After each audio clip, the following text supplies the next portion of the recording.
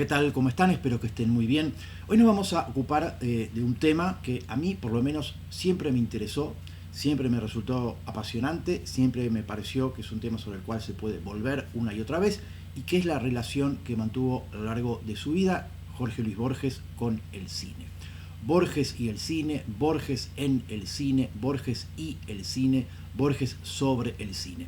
De entrada le voy a recomendar un libro que tal vez es uno de los canónicos en lo que tiene que ver con la relación entre Borges y el cine, que es el libro de Edgardo Kosaninski, que se llama Borges y el cine, y donde me parece que están trazadas quizás las líneas fundamentales de lo que tiene que ver con esta vinculación. Pero vamos a intentar hacer algo que me parece pertinente, ya que pensemos que Borges nace en 1899, el cine nace en 1895, es decir, son casi contemporáneos, y no solamente eso, sino que Borges a lo largo de su vida, pensemos que Borges vive hasta 1986, mantiene esta relación a lo largo del tiempo, y es una relación muy estrecha, una relación muy cercana. Por lo tanto, esto que vamos a ir viendo, que va atravesando sucesivas etapas, me parece que merece que lo dividamos en eso, en etapas. O sea, hay distintas etapas, hay diferentes etapas. Por supuesto, no hay que ser tan estricto, pero podemos pensar que hay diferentes maneras de vincularse entre Borges y el cine. O sea, Borges se va vinculando con el cine de maneras distintas, y lo que vamos a ir viendo es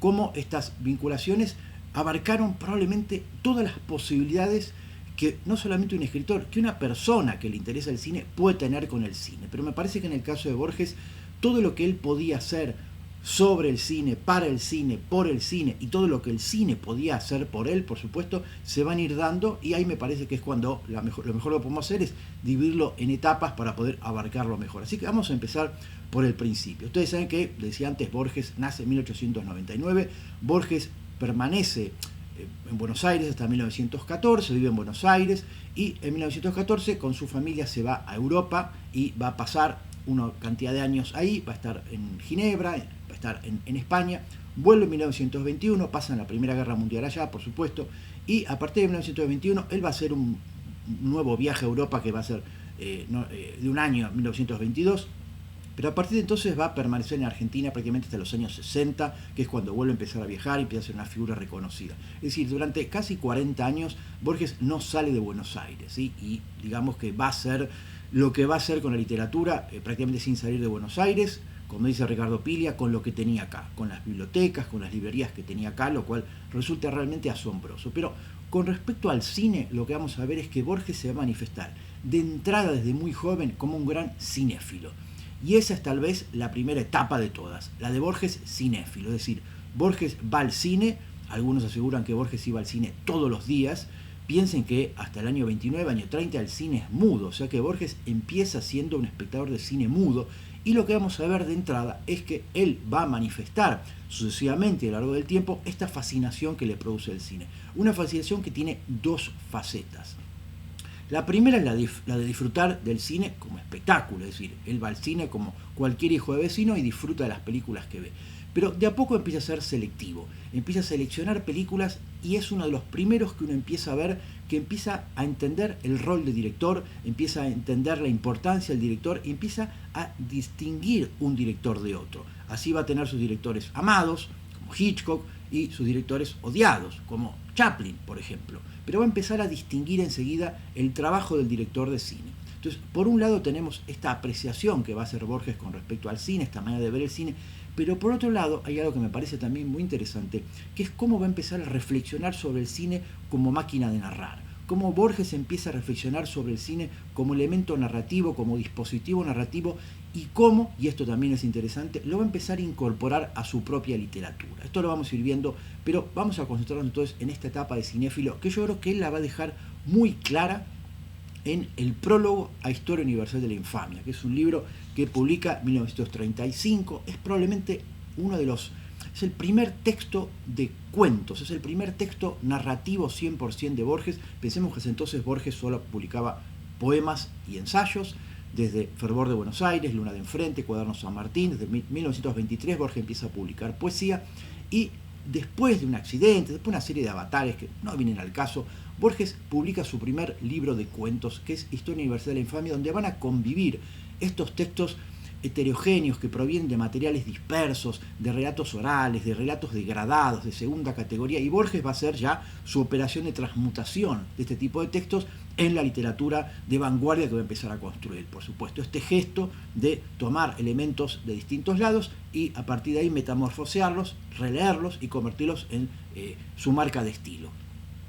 Y la segunda parte del volumen de Historia Universal de la Infamia va a estar ocupado por Hombre de la Esquina Rosada, es decir, un cuento que ya pertenece 100% a la tradición del cuento de guapos, de compadritos, y que vamos a ver ahora de dónde viene o de dónde podemos pensar que viene. Por eso digo, es un libro que tiene dos partes muy marcadas, pero que ya en el prólogo, fíjense, el prólogo de Historia Universal de la Infamia, Borges va a decir lo siguiente que me parece fundamental. Dice: los ejercicios de prosa narrativa que integran este libro fueron ejecutados de 1933 a 1934.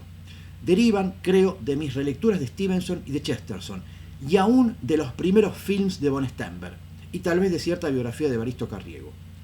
Abusan de algunos procedimientos: las enumeraciones dispares, la brusca solución de continuidad, la reducción de la vida entera de un hombre a 2 o 3 escenas.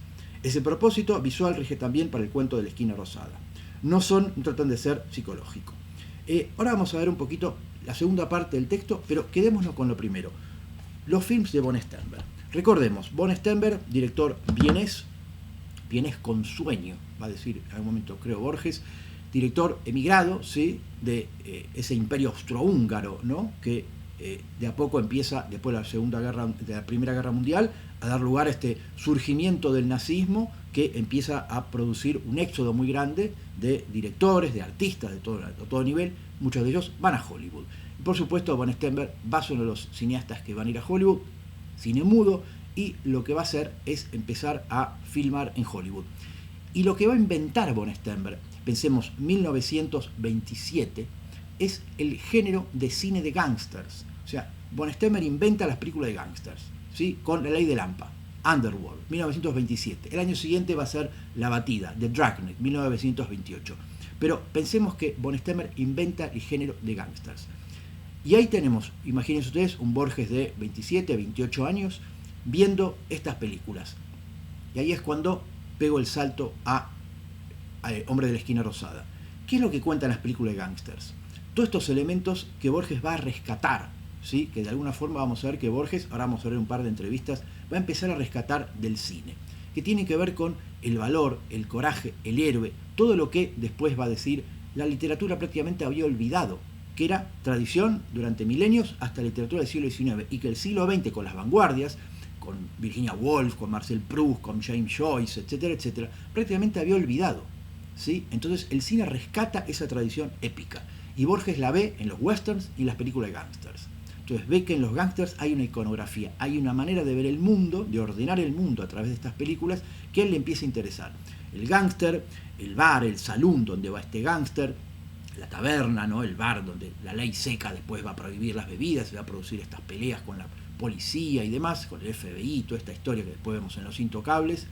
Por supuesto, la chica, por supuesto, los distintos enemigos que va a tener, y todo esto Borges lo va a traducir en sus cuentos de guapos, de compadritos. Es decir, Borges ve las películas de gángsters y evidentemente, y es muy probable que lo que él empieza a ver es cómo eso se puede adaptar a lo argentino, cómo ese universo del film de gángsters se puede traducir a un universo que en Argentina también existe, no con la figura del gángster, pero sí con la figura del compadrito, del guapo, del malevo, de aquel que trabaja también en los márgenes de la ley, que es un delincuente, donde también hay una pulpería en vez de un bar, donde también está la chica, y eso lo vemos perfectamente bien El Hombre de la Esquina Rosada. Por eso digo que ya hay algo que me parece que Borges como cinéfilo descubre y que después va a aprovechar y va a utilizar en sus propios textos. ¿Qué va a decir Borges en sucesivas entrevistas a lo largo de su vida? Tengo aquí conmigo un libro que es clave, que es una de las primeras entrevistas, que es el Paris Review de 1967.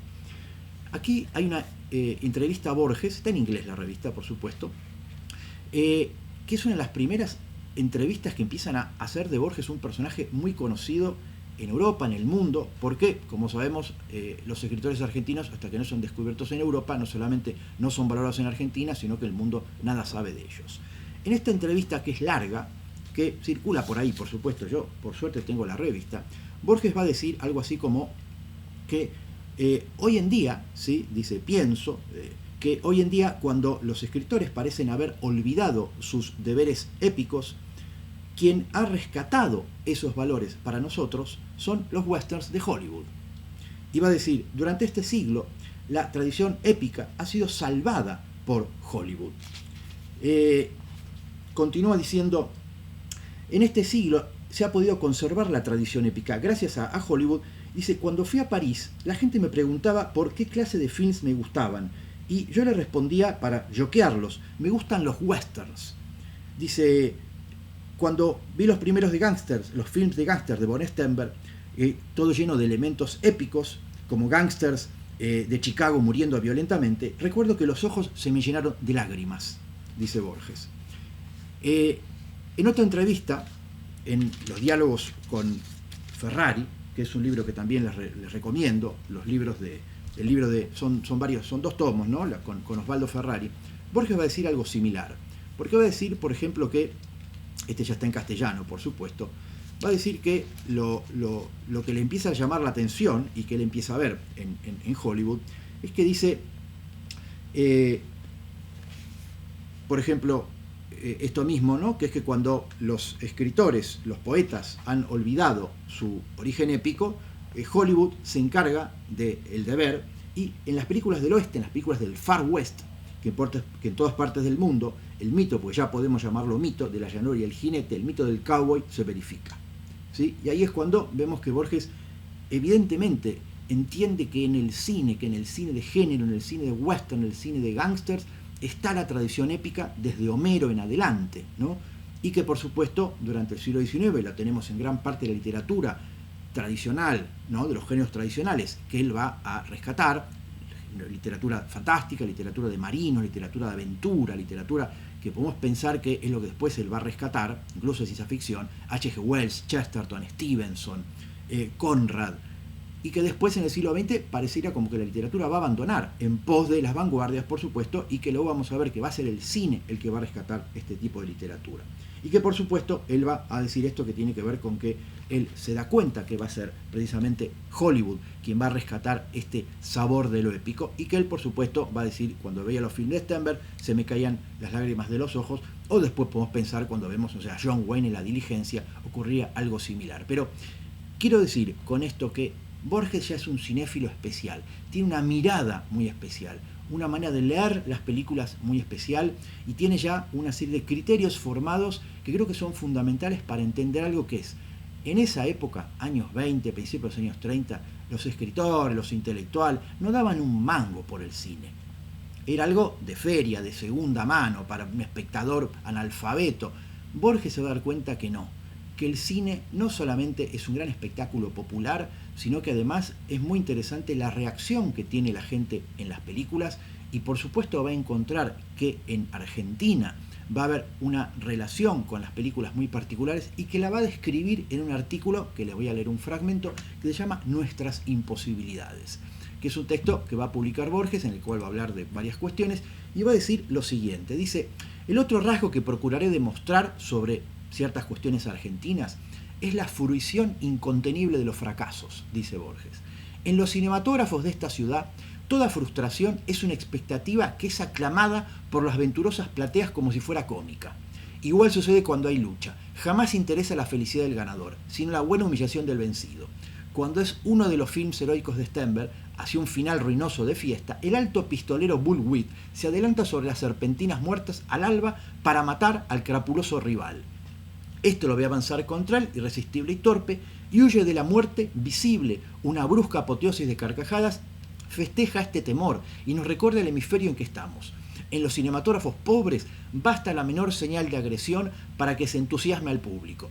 Este disponible rencor tuvo su articulación felicísima en el imperativo sufra, que ya se ha retirado de las bocas, no de las voluntades. Es significativa también la interjección tomá, usada por la mujer argentina para coronar cualquier numeración de esplendores. Verbigracia. Las etapas opulentas de un veraneo, como si valieran las dichas por la envidiosa irritación que producen, anotemos de paso que el más sincero elogio español es el participio envidiado. Otra suficiente ilustración de la facilidad porteña del odio la ofrecen los cuentos anónimos, entre los que debemos incluir el nuevo anónimo auditivo. Sin rastros, la afrentosa llamada telefónica, la emisión invulnerable de injurias. Pero, digo, fíjense cómo Borges empieza a mirar la reacción de los espectadores argentinos, porteños, en las películas de Hollywood, de género, de von Sternberg, de gángsters, con respecto a la simpatía, empatía, antipatía que puede tener con los personajes, con los buenos, con los malos, con los gángsters, con la policía. Y nos damos cuenta que esto después también va a trasladar a Borges a pensar la literatura. Hay un célebre texto de él sobre el género policial, donde va a decir precisamente esto de que si bien Poe inventa el género policial, no solamente inventa el género, sino que inventa al lector del género policial. Es decir, Borges piensa mucho en el lector, Borges piensa mucho en el espectador. Y el cine le va a servir para pensar de una forma masiva, a nivel popular, la relación entre el cine, entre la película y los espectadores. Y esto probablemente le va a quedar dando vueltas en la cabeza, porque sin duda después lo va a reflexionar en función de la literatura, y le sirve ir a un cine lleno de gente para entender cómo reacciona la gente ante una narración. Se ríe, aplaude, llora, grita, etcétera, etcétera. Y este elemento popular, si se quiere, va a estar presente siempre en Borges. Por un lado está esta idea de la biblioteca, la cultura europea, una cosa más hermética, más elitista, más intelectual, sin duda. Pero por otro lado esa vinculación de Borges con lo popular, con los géneros populares, con las reacciones de la gente. En ese entonces pensemos que Borges era irigoyenista, ¿no? Desde ya va a ser muy importante porque también va a estar atravesando su literatura. En los cuentos de guapos, de cuchilleros, ahí va a estar lo otro, ¿no? Incluso es muy evidente eso en un cuento como Historia del Guerrero y la Cautiva, ¿no? Donde habla precisamente de esos dos linajes de los cuales va Barapiglia, o incluso en un cuento como El Sur, donde ya es evidente esa idea de esos dos linajes, ¿no? De la biblioteca y después de los salvajes, de los bárbaros, de los gauchos, del cuchillo, de la pelea, del valor, del coraje. Por supuesto, ese gran poema que es el poema conjetural también va a plantear estas cuestiones que atraviesan eso, ¿no? Lo que plantea Pila de esa teoría, esa idea de los dos linajes de Borges. Y me parece que en el cine, de alguna forma, uno ya puede ver cómo Borges empieza a observar esto, sobre todo en estas películas de género, y respecto a la reacción que van teniendo el público cuando ve las películas. Entonces, fíjense que ya hay algo que empieza a vislumbrarse, que es que él como cinéfilo tiene este interés muy grande en el cine, cuando el cine era muy vituperado, en general a nivel social, por las clases medias altas, las clases altas sin duda, como un espectáculo de feria y demás. O sea que tenemos una primera etapa de Borges cinéfilo. Siguiente etapa. Aparece un Borges crítico, es decir, los años 30, ¿sí? Pensemos que de alguna forma Borges empieza a rodearse de todo lo que es la gente de la revista Sur, liderada por Victorio Campo, hermana de Silvino Campo, escritora, mujer de Bioy Casares, que también tiene una importancia en toda esta historia, Bioy y Silvina. Pero digo, Borges a partir de 1931 empieza a escribir críticas y reseñas sobre cine.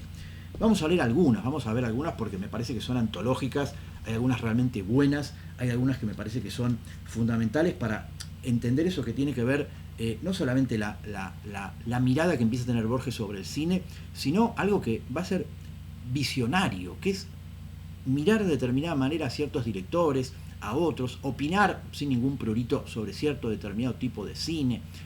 Voy a leer fragmentos de algunas de las críticas de Borges, ¿sí? Vamos a empezar con alguna que me parece, qué sé yo, sobre, digamos, uno de los clásicos indiscutibles de la historia del cine, ¿no? El acorazado Potemkin. Borges va a decir: uno de los más altos films del Soviet, un acorazado que bombardea quemarropa al abarrotado puerto de Odessa, sin otra mortandad que la de unos leones de mármol. Esta puntería inocua se debe a que es un virtuoso acorazado maximalista. Digo, le toma el pelo sin ningún tipo de problema al acorazado Potemkin, digamos, película de referencia, de culto, y siempre una de las, para muchos, grandes películas de historia del cine. Recordemos que Borges además era muy anticomunista, o sea que se entiende que vinculaba el acorazado Potemkin al comunismo. Otra, La fuga, película argentina, dice: entrar en un cinematógrafo de la calle Lavalle y encontrarme, no sin sorpresa, con el Golfo de Bengala o en Wabash Avenue, me parece muy preferible entrar en ese mismo cinematógrafo y encontrarme, no sin sorpresa, en la calle Lavalle.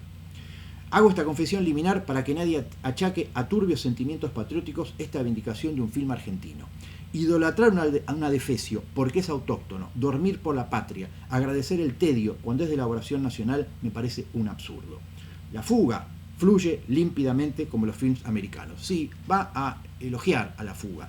Pocas películas argentinas Borges elogia, y La fuga va a ser una. Pero quedémonos con esto que es el elogio del tedio. Es decir, Borges va a hablar muchas veces de muchas películas europeas que tienen esta cuestión del tedio, de lo aburrido, y va a hablar de que muchas veces las clases cultas, intelectuales y demás, pareciera como que elogian el tedio, ¿no? Que cuando una película es aburrida tiene un valor por sobre películas de género, entretenidas de Hollywood, y tal vez eso me parece que va a ser uno de los rasgos con los cuales con mucha ironía Borges se va a referir muchas veces al cine europeo. Recordemos eso que Borges en algún momento va a decir, ¿no? Respecto a que, dice, cuando él charlaba con franceses, digamos, cinéfilos que decían, sí, nosotros tenemos a Hiroshima Mon Amour, nosotros tenemos el año pasado en Marienbad, pero cuando la queremos pasar bien, vamos a ver una película de Hollywood, ¿no? Que me parece que es una de las frases que resume muy bien muchas veces gran parte de las cinematografías europeas en relación con la de Hollywood, ¿no? Vamos a ver otro pedacito, ¿no? Cuando habla de El Ciudadano Kane, que me parece que es una crítica extraordinaria, ¿no? Que va a hablar, por supuesto, digamos, primero hace una reseña de la película y al final va a decir: me atrevo a sospechar, sin embargo, que Citizen Kane perdurará como perduran ciertos films de Griffith o de Pudovkin, cuyo valor histórico nadie niega, pero que nadie se resigna a rever. Adolece de gigantismo, de pedantería, de tedio. No es inteligente, es genial, en el sentido más nocturno y más alemán de esta mala palabra. Pocos visionarios, ¿no?, han visto en su momento El Ciudadano Kane como lo que es, ¿no?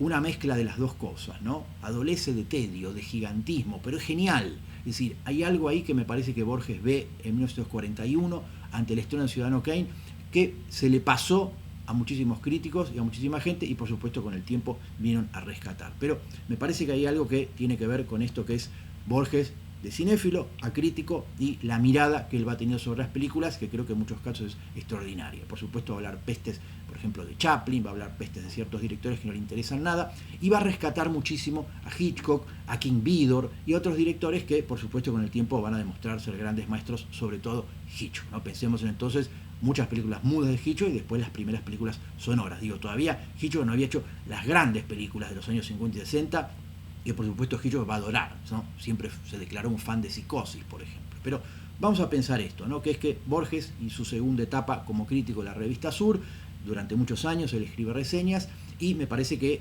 es interesante ver cómo él de alguna forma va a ir en contra de lo que era la revista Sur. Pensemos que la revista Sur idolatraba a las vanguardias, a Thomas Mann, ¿no? a Camus, es decir, a una cantidad de escritores, los traían a Buenos Aires, y por supuesto el cine, la literatura de géneros era de segunda mano, no valía nada, y Borges rescata, no solamente para escribir él textos que venían tal vez de esa literatura popular, esa literatura de géneros, sino que cuando se convierte en crítico de cine, precisamente rescata el cine de Hollywood, el cine de géneros, por sobre otras cinematografías. Vamos a una tercera etapa, que me parece también muy interesante, y que tal vez la podemos vislumbrar, me parece a mí, ya en el mismo prólogo de Historia Universal de la Infamia, y que es, podríamos pensar, un Borges teórico del cine, un Borges que reflexiona sobre el cine, un Borges que ya empieza a pensar el cine como máquina narrativa, como decía antes, como un dispositivo narrativo que lo empieza a tener en cuenta e empieza a incorporarlo en su propia literatura. Recordemos que en el prólogo de la Historia Universal de la Infamia, Borges dice que las películas, que sus cuentos de Historia Universal de la Infamia, abusan de algunos procedimientos que son puramente cinematográficos, como por ejemplo la brusca solución de continuidad, las enumeraciones dispares, la reducción de la vida entera de un hombre a 2 o 3 escenas. Eso es muy cinematográfico. Son 3 elementos que son propios del montaje cinematográfico, del vértigo, del ritmo, de todo lo que tiene que ver con la manera de narrar del cine. Y sin ir más lejos, basta que recorramos algunos de estos cuentos de Historia Universal de la Infamia para ver que efectivamente usa ese tipo de elipsis, de cortes abruptos. Por ejemplo, en un momento dice: hombres a caballo o en Tilbury acudieron de leguas a la redonda. El tercer día lo tuvieron que maquillar. Al cuarto día lo enterraron con júbilo. Corte, corte, corte. Es decir, es una técnica cinematográfica. Está todo el tiempo utilizando elipsis. Reduce párrafos que otros escritores llevarían muchísimo de escribir, los reduce a 2 o 3 frases. Es decir, tiene esa cosa que tiene el cine. Por eso digo, hay una mirada sobre el cine que él va a tomar en su literatura, sea el género que sea, y va a incorporar. Y ahí es cuando aparece esto que me parece también interesante, que es pensar en función de lo importante que va a ser para Borges las imágenes. Él va a hablar de cómo le causó una gran impresión, por ejemplo, esa huella en Robinson Crusoe, el día que se encuentra en la playa una huella, ¿no? Es decir, Robinson Crusoe se da cuenta por primera vez que no está solo. Es decir, las imágenes, ¿no?, en la literatura le van a parecer fundamentales. Pero desde ya el lugar de las imágenes va a ser el cine. Pensemos que Borges todavía veía, Borges empieza a quedar ciego en los años 50. Es decir, veía muy bien y desde ya le empieza a impresionar mucho cómo el cine construye, cómo el cine crea grandes imágenes. Y una de las cosas que vamos a ver en sus cuentos es lo visuales que son y cómo va a jugar con esta idea del ver y del mirar. Hay una recurrencia a cierta manera de narrar que, insisto, Borges, como gran parte de su obra, va a tomar de, en este caso, la fuente es la Divina Comedia. Un capítulo, un momento en la Divina Comedia en la cual Dante empieza a hablar de que el personaje de Dante, precisamente, empieza a ver cosas y utiliza el verbo vi tal cosa, vi tal otra, vi tal otra. Es decir, hay una cosa muy visual. Borges va a tomar eso y vamos a ver cómo va a empezar a utilizar esta idea de el ver, de que los personajes ven y el lector comparte esas imágenes que el personaje está mirando y por supuesto se produce un fenómeno muy cinematográfico, ¿no? Voy a leer dos momentos que me parecen claves en ese sentido. Uno es de La muerte y la brújula, ¿sí?, donde el personaje, una vez que llega, ¿sí?, dice Lönnrot bajó, el tren paró en la selección de estación, Lönnrot bajó. Eran esas tardes desiertas que parecen amaneceres. El aire de la turbia llanura era húmedo y frío. Fíjense lo cinematográfico que son las descripciones. Lönnrot echó a andar por el campo. Vio perros, vio un furgón por una vía muerta, vio el horizonte, vio un caballo plateado que bebía el agua carpulosa de un charco. Oscurecía cuando vio el mirador rectangular de la quinta Triste Leroy, casi tan alto como los negros eucaliptos que lo rodeaban. Fíjense qué visual que es. Digo, podríamos poner una cámara y filmar esa serie de planos porque está casi todo ahí. Por eso digo que hay evidentemente una influencia muy grande del cine, del dispositivo del cine en Borges. Y por supuesto el gran momento del vi va a ser, y como les decía antes, la gran influencia de Dante, de la Divina Comedia, es en el Aleph, donde Borges precisamente lo que va a contar es que una vez que desciende, ¿no?, a ese sótano de la calle Garay donde está el Aleph, va a empezar. Vi el populoso mar, vi el alba y la tarde, vi las muchedumbres de América, vi una plateada telaraña en el centro de una negra pirámide, vi un laberinto roto, era Londres, vi interminables ojos inmediatos escrutándose en mí como en un espejo, vi todos los espejos del planeta y ninguno me reflejó, etcétera, etcétera, etcétera. Así es una página entera de vi, vi, vi. Quiero decir con esto, Borges es increíblemente visual y ahí es cuando nos damos cuenta de la importancia que ha tenido para él, posiblemente, ¿no? Digo, ahí ya me estoy animando a interpretar, si se quiere, la importancia que tuvo para él el ser un cinéfilo, el haber visto tantas películas y donde evidentemente esto empieza a notarse. Pero no solamente la teoría, la reflexión de Borges sobre el cine va a estar en estos cuentos narrativos, sino en un libro que desde ya, como todo lo de Borges, voy a recomendar, que es Discusión, ¿sí? Discusiones de 1932, es un libro de ensayos, donde hay dos ensayos particularmente, que son La postulación de la realidad y El arte narrativo y la magia, en donde Borges habla del cine.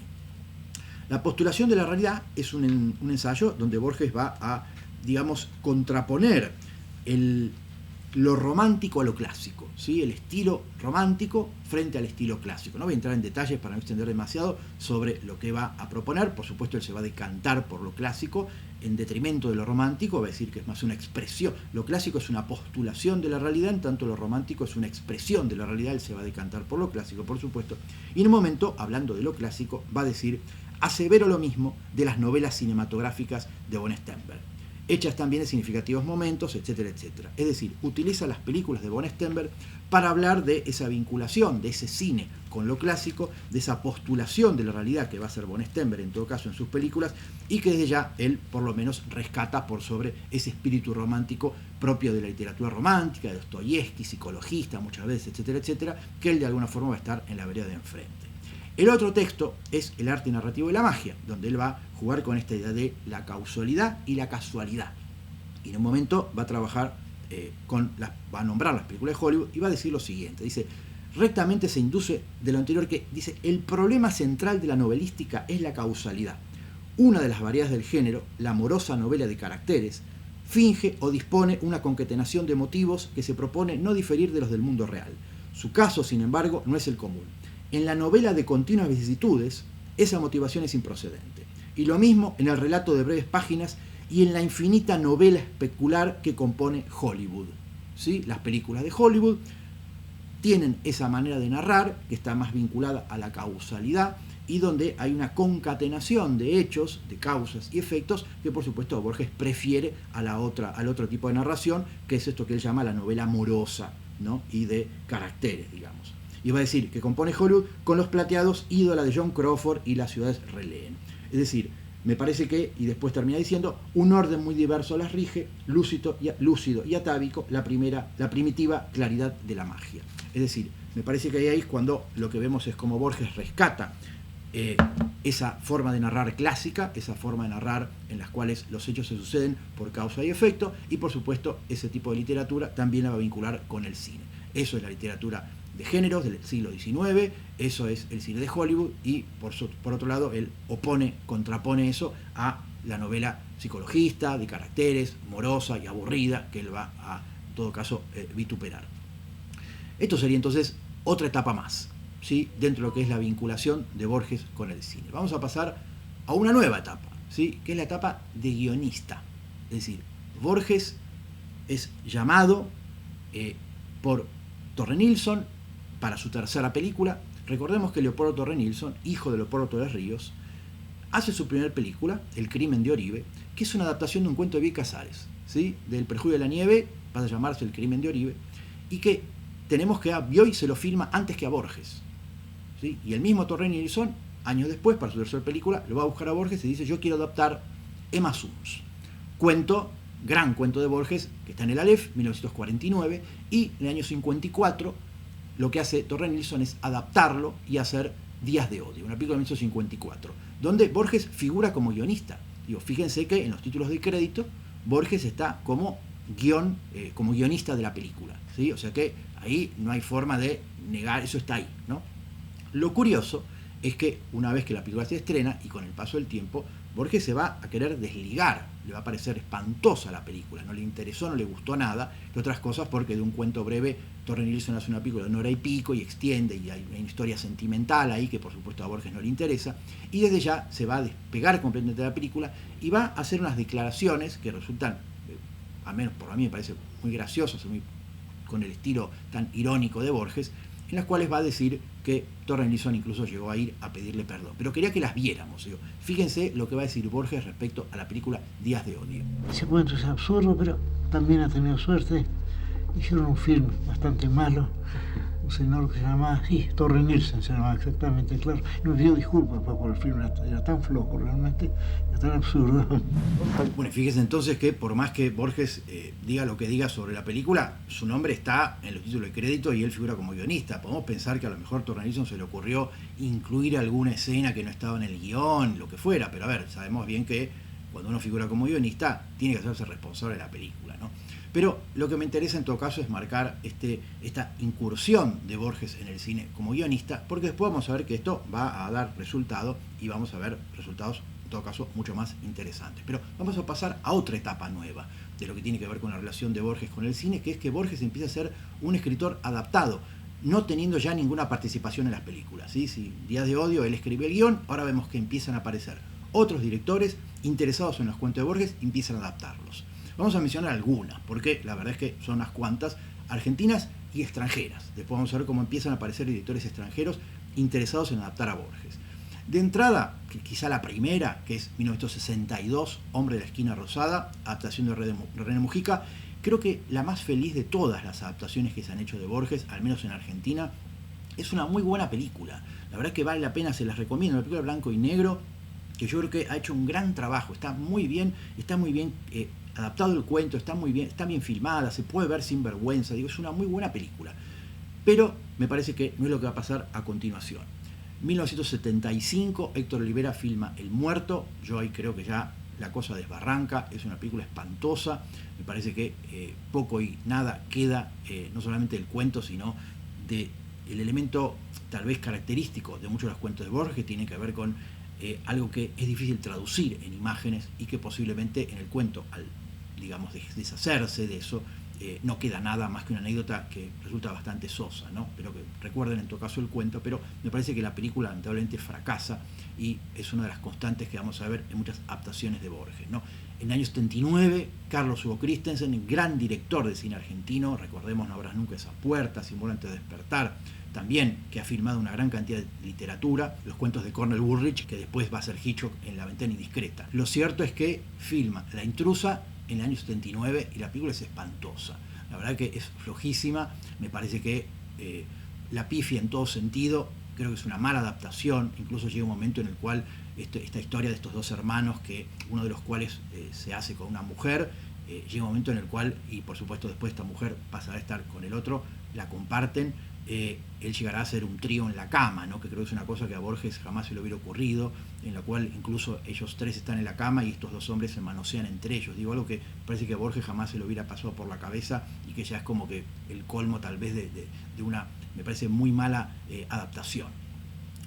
Después vendrían, por ejemplo, en el año 91 la televisión española va a hacer una serie de adaptaciones sobre Borges, tal vez la más conocida, la que va a ser Carlos Saura del Sur, creo que también es muy floja, van a adaptar otros cuentos también, la historia de Rosendo Juárez y demás, pero creo que son adaptaciones que podemos olvidar tranquilamente, creo que no merecen demasiado tiempo para detenernos en ellas.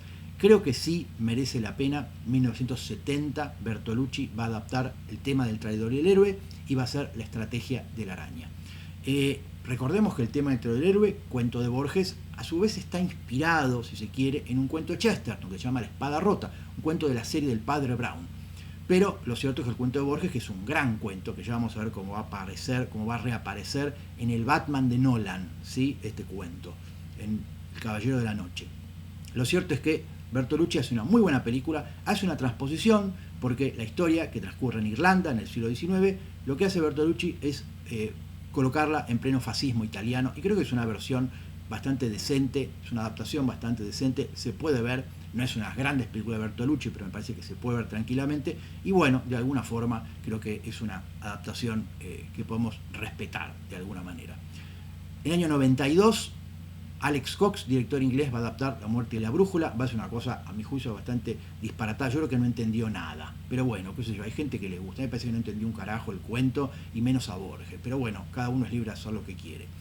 Se sucederán adaptaciones cada vez más, en todo caso, y me parece que tal vez por esos años, ¿sí? Años 55 en todo caso, vamos a ver una nueva faceta, si se quiere, de Borges, que es la de coescribir guiones originales con Bioy Casares.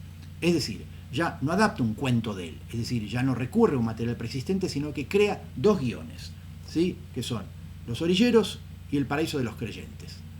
Son dos pequeños guiones cortos que en el prólogo, de alguna forma, ya van a decir que hay una especie de pequeño prólogo que va a decir que aparece este elemento que es el boy meets girl y el happy ending, ¿sí? Que de alguna forma son estos elementos propios del cine de Hollywood. Dice, es muy probable que tales convenciones sean deleznables. En cuanto a nosotros, hemos observado que los films que recordamos con más emoción, los de Sternberg y los de Lubitsch, los respetan sin mayor desventaja. Entonces fíjense que hay una vuelta de Borges a la utilización de ciertos elementos del cine de género, del cine de Hollywood. Va a decir, ambos films son románticos en el sentido en que lo son los relatos de Stevenson. Los informa la pasión de la aventura y acaso un lejano eco de epopeya. Un buen argumento era de importancia fundamental, lo malo es que en todo argumento complejo hay algo de mecánico y por supuesto ya entra en una serie de pormenores, pero digo, me interesa rescatar esto, que es que Borges empieza junto a Bioy, en este sentido, su amigo de toda la vida, gran escritor también Bioy, por supuesto, empieza a trabajar esto que es los guiones originales, que no parten de ningún texto, sino que de alguna forma los conciben desde cero. Vamos a ver que esto después va con los años a dar lugar a tal vez la mejor y más interesante incursión de Borges en el cine, que es Invasión, que ya vamos a hablar un poquito más adelante de eso. En el año 75 se va a filmar Los orilleros. El director Ricardo Luna la va a filmar, la película está dando vueltas por ahí, es horrible también, digo, la verdad es que es una lástima, porque son películas que no se pueden ni ver de lo malas que son. Borges no está ni por ahí, o sea, realmente, más allá de que uno puede hacer una gran adaptación y traicionar el texto original, me parece que la película no vale nada, una película con Rodolfo Bebán, creo que incluso está en YouTube, me parece que la podemos pasar por alto, pero bueno, se filma uno de estos dos guiones y ahí está la película. Lo interesante, y esto es otra nueva etapa en lo que es la relación de Borges con cine, es que en los años 60, como decíamos, mediante un premio que le otorgan a Borges, el premio Formentor, comparte con Samuel Beckett, las entrevistas que empieza a hacer Borges en todos lados, sobre todo en revistas europeas, Borges empieza a ser conocido, empieza a ser una especie de ídolo de la contracultura, es una especie de personaje muy amado por ciertos escritores, ciertos cineastas, y ahí va a aparecer quizá uno de los momentos más altos de lo que tiene que ver con la vinculación de Borges con el cine, que es cuando Godard en Alphaville va a utilizar un fragmento de La nueva refutación del tiempo, ¿sí?, que es un texto de 1944, y va a citar ese, digamos, momento, ese poema, que me parece que es, por un lado, un clásico y por otro lado, lo va a levemente adaptar, y que me parece que es, sin decir que es de Borges, uno de los momentos en los cuales aparece quizá por primera vez esto de jugar con Borges sin decir que es Borges. Y esto lo vamos a ver muchas veces después repetido, ¿no? Se lo homenajea, se lo plagia, como ustedes quieran, pero lo cierto es que Borges empieza a desparramarse por distintos ámbitos de la cultura, en este caso el cine, y por supuesto, siendo Godard, director conocido, por supuesto, en todo el mundo, es uno de los que primero lo utiliza. Vamos a ver este fragmento de Alphaville. Le temps est la substance dont je suis fait. Le temps est un fleuve qui m'entraîne, mais je suis le temps. C'est un tigre qui me déchire, mais je suis le tigre. Regardez-nous, elle et moi. Voilà votre réponse. Nous sommes le bonheur, nous partons vers lui. Pour notre malheur, le monde est réel. Et moi, pour mon malheur, je suis moi. Alpha 60. Por supuesto, en el fragmento de Borges no dice que él es la computadora Alpha 64, sino que dice soy Borges. Digo, recuerden en todo caso el final que dice: el tiempo es la sustancia de que estoy hecho, el tiempo es un río que me arrebata, pero yo soy el río, es un tigre que me destroza, pero yo soy el tigre, es un fuego que me consume, pero yo soy el fuego, el mundo desgraciadamente es real, yo desgraciadamente soy Borges. Godard saca este Soy Borges y pone el nombre de la computadora que aparece en esta película de ciencia ficción que recomiendo, ¿no?, por supuesto, pero donde Godard se apropia de este pequeño texto. Otro buen ejemplo de apropiación, si se quiere, va a ser lo que va a ser en el año 1970 Nicolas Roeg, en una película que se llama Performance, que no solamente actúa Mick Jagger, sino que en un momento Mick Jagger va a leer un fragmento del cuento El Sur. ¿Querés que lo viéramos? Veámoslo.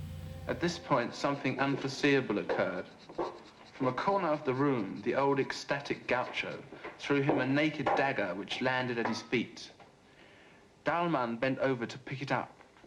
They would not have allowed such things to happen to me in the sanitarium, he thought. And he felt two things. The first... Yes, I know why. Yeah? Yes. What is it? Y por supuesto fue una gran sorpresa para aquellos que en esa época pudieron ir al estreno o verla por primera vez en esos años, descubrir que Mick Jagger estaba citando a Cuento del Sur, sino que después, en un momento climático de la película, aparece la carita de Borges ahí mezclada. Recordemos que la historia es muy borgiana, ¿sí? Es un gángster que escapa, que lo vienen persiguiendo, que escapa y se refugia en la casa de una estrella de rock, que por supuesto es Mick Jagger, y donde con el paso del tiempo las personalidades de ambos empiezan a confundirse, y uno es el otro y el otro es uno, o sea, un tema muy borgiano, y bueno, por eso digo que de alguna forma Borges tiene su razón de ser dentro de la película. Creo que es una película interesante, no sé si es una gran película, pero es un gran ícono de cierto cine de los 70, y por supuesto está ahí evidentemente la presencia de Borges. Y con esto que yo mencionaba antes de utilizar a Borges sin que se sepa, quizá plagiándolo, quizá buscando que ciertos espectadores lo reconozcan, vaya a saber. Tenemos el gran ejemplo también de la década de los 70, de 1972, que es Último Tango en París, de Bertolucci, que lo que va a hacer es utilizar el final de Emma Suns para terminar Último Tango en París de la misma manera, ¿sí? No voy a spoilear la película, en todo caso vayan y véanla, pero el final de Último Tango en París es el final de Emma Suns, entre ellos dos, ¿sí?, entre el personaje de Marlon Brando y el personaje de Maria Schneider, lo que se produce es precisamente una situación que recuerda la situación de Emma Suns, e incluso los diálogos se parecen, ¿no? Por eso digo que hay algo que tiene que ver con que, evidentemente, Bertolucci, que ya había adaptado a Borges en La estrategia de la araña, tema del traidor y el héroe, no era ingenuo y que, por supuesto, sabía perfectamente quién era Borges y lo había leído. Entonces, digo, hay una utilización del tema del traidor y el héroe, perdón, de Emma Suns para aplicarlo al final de Último tango en París. Y esto va a volver a pasar, esta utilización de un texto de Borges sin mencionarlo, en, como decía antes, El Caballero Oscuro, ¿sí?, 2008, Christopher Nolan. Es decir, el final de la película, lo que vamos a encontrarnos es que el personaje de Dent, este alcalde que resulta ser un traidor, muere y el comisario le dice a Batman esto que voy a leer para no equivocarme, que dice: la gente no debe enterarse de lo que hizo, el Guasón no puede ganar, Ciudad Gótica necesita un verdadero héroe, muere siendo un héroe o vives lo suficiente para volverte un villano. Yo, dice Batman, no puedo hacer eso porque no soy un héroe, no como Dent. Un héroe, no solo el héroe que merecíamos, sino el que hacía falta. Y entonces le dice: te perseguirán, tú lo harás, me condenarás, haz que me persigan. Porque eso es lo que tiene que pasar, porque a veces la verdad no basta, a veces la gente merece más, a veces la gente merece que recompensen su fe. Él es el héroe que se merece la ciudad, pero no el que necesitamos ahora. Lo va a decir después el comisario frente a una audiencia, ¿no? Él es el héroe que se merece la ciudad, pero no el que necesitamos ahora, así que lo perseguiremos hasta el final de los días. Porque él no es un héroe, es un guardián silencioso, un vigilante protector, un caballero de la noche. Digo, es el final del traidor del héroe, ¿sí? Es decir, no quiero spoilearlo, porque a lo mejor no vieron Cosa Difícil, pero no vieron El Caballero de la Noche, o no leyeron el cuento de Borges, vayan y léalo, y van a darse cuenta que evidentemente Nolan, que se ha referido a Borges muchas veces, digo, basta ver Inception, ¿no?, para darse cuenta que Nolan y su hermano Christopher han estudiado literatura, o sea que lo conocen muy bien a Borges, o sea que de alguna forma tampoco pueden pecar de ingenuos, y ahí está el final del tema del traidor del héroe. Hay otro ejemplo más que ahí ya es una interpretación, yo lo escuché un par de veces también mencionado, que es en Hombres de Negro 3, donde aparecería aparentemente, y me parece que puede llegar a pensarse una forma más que efectivamente es así, aparecería una cita a El Jardín de Cerebros que se bifurcan, este cuento medio policial, medio ciencia ficción de Borges, donde evidentemente hay algo que se puede parecer a un momento en El Jardín de Cerebros que se bifurcan. Pero digo, lo interesante es ver cómo efectivamente Borges empieza ya a traspasar las fronteras, por supuesto argentinas, de la literatura, entra en el campo del cine, entra a ser nombrado, citado, plagiado, homenajeado, y por supuesto ya nos habla de un Borges conocido en todo el mundo y admirado por una cantidad enorme de artistas, de escritores, de cineastas, etcétera, etcétera. Vamos a entrar en la última etapa, o si es posible pensar en una última etapa de Borges, que retoma un poco esta idea del guionista original, junto con Bioy Casares, pero en este caso lo que va a pasar es que van a incorporar a un tercero, que es Hugo Santiago, que es el director de la película Invasión, que va a ser escrita en 1968, estrenada en 1969, y que es tal vez, yo me animo a decir, el más grande ejemplo de lo que es Borges llevado al cine. Es un guión original, escrito por los tres. Bioy se tiene que ausentar un tiempo, o sea que es un guión escrito básicamente por Borges y Hugo Santiago, sobre una idea original de Hugo Santiago, pero donde lo que vemos es que hay una transposición, no solamente de una historia, de una fábula, que tiene evidentemente ecos borgianos, y que por supuesto va a citar, si se quiere, al Homero de la Ilíada, sino que en la construcción cinematográfica, en la utilización del lenguaje cinematográfico, la puesta en escena, la puesta en cámara que va a hacer Hugo Santiago, desde ya hay una búsqueda de un estilo, hay una forma de narrar, hay una manera de trabajar el montaje, la cámara, la narración, etcétera, que podríamos pensar que es una intención, un intento de buscar un lenguaje propio que no se parezca a otros y que dé lugar, de nacimiento, como va a decir Borges, a un nuevo tipo de género, un nuevo tipo de cine, en el cual hay una manera de narrar que es tan importante como aquello que se narra, y donde por supuesto aparece esto que tiene que ver con encontrar una forma de narrar, así como Borges encontró una forma de contar, de narrar sus historias y demás a través de un estilo muy particular. Yo creo que en este caso lo que nos encontramos es que Invasión utiliza un lenguaje cinematográfico en el cual descubrimos elementos absolutamente, por supuesto, muy influidos por cierto cine europeo, ¿sí?, por Godard, por Fritz Lang, por cierto, cine de aventura, de acción de Hollywood, hay una mezcla también, hay elementos del cine expresionista, pero me parece que lo que nos encontramos es que hay una manera de narrar, hay un intento por utilizar el lenguaje cinematográfico de una forma novedosa, renovadora, sobre todo para lo que es el panorama del cine argentino. ¿Qué va a decir Borges respecto a Invasión? De entrada va a dar la síntesis, la sinopsis argumental, que se las leo porque es muy breve, y que eso es lo que de alguna forma va a dar a entender Borges, que es la esencia de la película. Y Borges va a decir: Invasión es la leyenda de una ciudad, imaginaria o real, sitiada por fuertes enemigos y defendida por unos pocos hombres, que acaso no son héroes. Luchan hasta el fin sin sospechar que su batalla es infinita. Digo como teniendo en cuenta esto que tiene que ver con la escueta sinopsis que va a dar Borges. Bioy Casares también va a dar una idea sobre lo que es, digamos, su sinopsis o una idea de sinopsis de la película, y va a decir, permítanme que lo encuentre, Bioy va a decir: Invasión renueva el tema de la Ilíada, pero no canta la astucia ni la eficacia del vencedor, sino el coraje de unos pocos defensores de una Troya muy parecida a Buenos Aires. Allí no faltan la barra de amigos, ni los tangos o las milongas. Homero me disculpe, el corazón está siempre de parte de los defensores. Vean Invasión, está en YouTube, aunque por supuesto vayan a verla al cine si pueden, porque creo yo que es una de las mejores películas del cine argentino, para muchos. Tiene una legión de seguidores enorme y es una película de culto que yo creo que hay que ver y rever todas las veces que se pueda.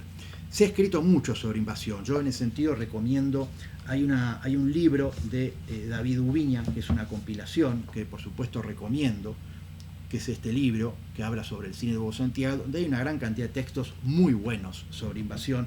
Yo quiero en todo caso leer un poquito de lo que va a decir David Ubiña, creo que es uno de los tipos que más y mejor escribió sobre Invasión, como para decir un poquito lo que él piensa de Invasión, y dice: Invasión es ante todo un espacio legendario en donde es posible escenificar un relato de aventuras sobre el mito del coraje.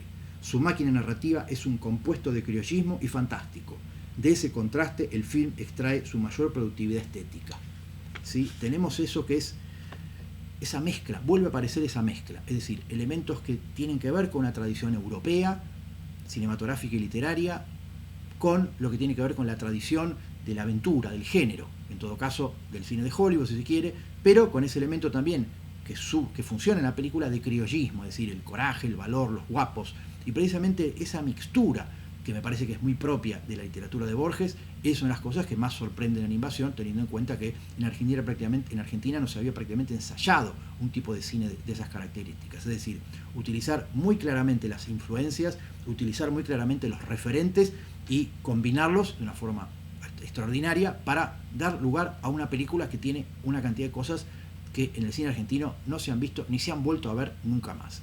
Esto que tiene que ver con la utilización de un género popular, una historia de acción, una historia de aventuras, lo que en esencia puede ser la Ilíada de Homero, trabajada luego a través de un lenguaje hiperestilizado, que lo que va a dar lugar es a una película de vanguardia, o en todo caso una película que parece un film de autor europeo, más que un cine de aventuras, como puede ser en el caso de Hollywood, pero donde aparecen estos elementos sumados, si se quiere, de cierto elemento, entre comillas, argentino, por supuesto, de los guapos, de las milongas, la milonga de Borges, y por supuesto estas cosas que tienen que ver con el valor, el coraje, la cobardía, la muerte, ¿no? Es una serie de reflexiones sobre la muerte, la película, y sobre temas que son muy borgianos, pero donde no va a estar tampoco ausente el elemento fantástico, es decir, lo fantástico puesto no solamente en la narración, no solamente en el hecho de que lo fantástico está puesto en aquello que tal vez no se narra y que tiene mucho que ver con esto de la invasión, sino en el tratamiento de los materiales. Digo, lo fantástico está puesto no solamente en el contenido, sino en la forma. Hay un elemento